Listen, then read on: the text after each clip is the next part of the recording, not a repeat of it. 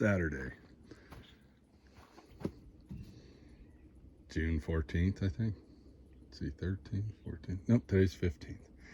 June 15th. Second week of, we're into the second week of June. Holy crap. Day 2 of my ownership of the 1964 Dodge, or Ford truck. It's not a Dodge. Hey, I just noticed there's a crack in this. That's a bummer. Oh well, gives it character. I just am amazed at this truck. Very happy I bought it. Listen to the door. That's a sound of quality right there. Anyway, yesterday I threw a little lube on the paint, just some oil. Look at how it shined up. Probably oil the whole cab that way later. All right, I checked the rear end oil. I did a bunch of stuff. I aired up the tires. That was quite the project because they have the wrong inner tubes in it. You're supposed to use the steel stems that are pre-bent. These are called bendable. They never work right. They just spring out and you can't get at them. They suck. They hold 60, I think. I put 30 in all 4, just so they have some air. They're all the same, and they're fine. But what a nightmare trying to get air in them. So I also cleaned the brake lines in the rear where they connect to the rubber hose, both ends of the rubber hose. The rubber hose looks in pretty good shape, as do the brake lines. They look brand new. I don't know if they've been replaced or just well preserved, but they are not rusty or anything, and the connectors look brand new. I honestly don't get that, but anyway, no trouble with brake lines to the rear. I checked all the way up to the, like, around the front of the cab, and that's where I stopped because I was, checking the U-joints. I tightened the dust cap that goes over the slip yoke because it was completely off. So I cleaned that up real nice and screwed it back on, and it's tight. The U-joints are tight.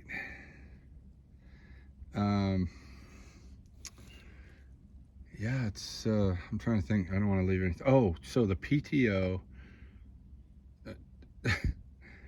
the shaft for the PTO is rubbing the bolt, adjusting bolt for the driveline brake shoes. I don't know what you call it. It's a band that goes around a drum. That's the parking brake. Anyway, the bolt rubs on the drive shaft for the PTO, so that's got to be addressed. Plus, it needs a new band and or shoes or whatever you call it. So be looking into that. Transmission actually was full. As much as it's leaking, or it looks to be leaking, there's oil everywhere around it. It's full. So those were the 2 main things I wanted to check was, is the rear end full and is the transmission full? And they are. The rear end is black, so it needs to be changed badly. But I'm going to do that when I pull the rears off and inspect the seals and the drums and wheel cylinders. We got to get all that stuff torn apart and looked at, but we'll get to it. First and foremost is the front brakes. They do not work at all. Yesterday I had Pat sit in the seat and apply the brakes while I went like this, and nothing happened. I mean, she pushed on it really hard, and then that wheel just sat there spinning for like a minute or more. I mean, that is one hell of a nice bearing, and you could hear the drum just barely dragging.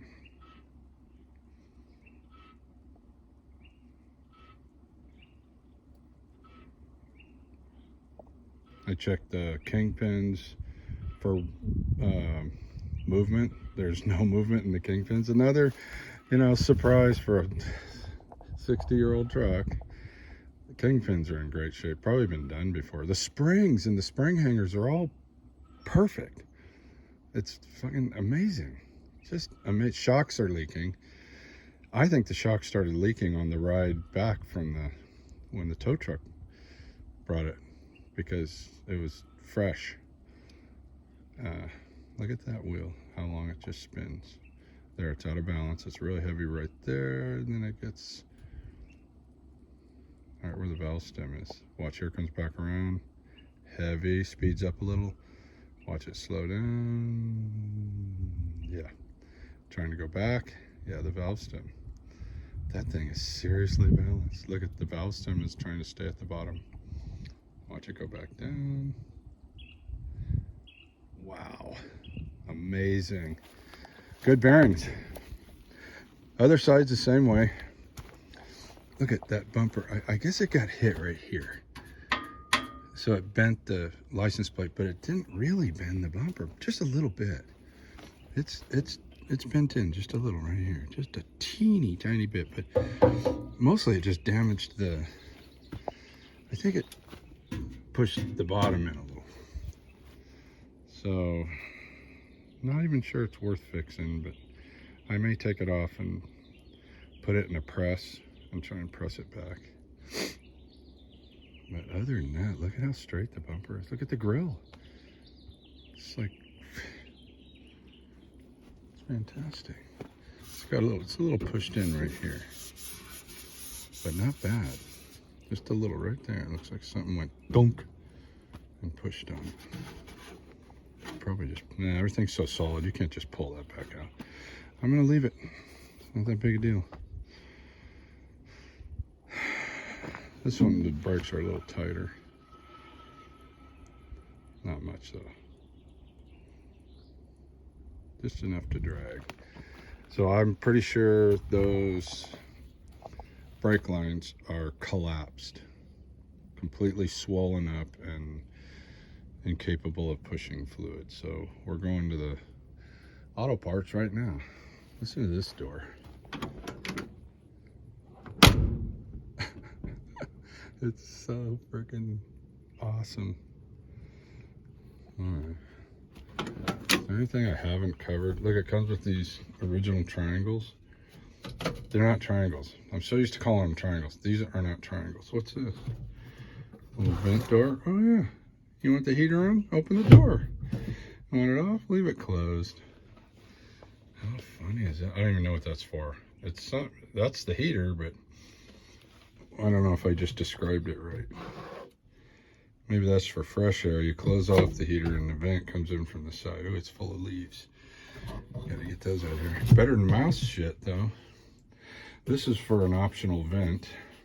You pull it out and it opens the door over here, but this one serves the same purpose, I think. Yep. Need a new visor. That's kaput. Okay, 8-minute video. This is, I can't send this to anybody. I'll have to put it on YouTube. All right, look at the little Ford emblem. How cool is that?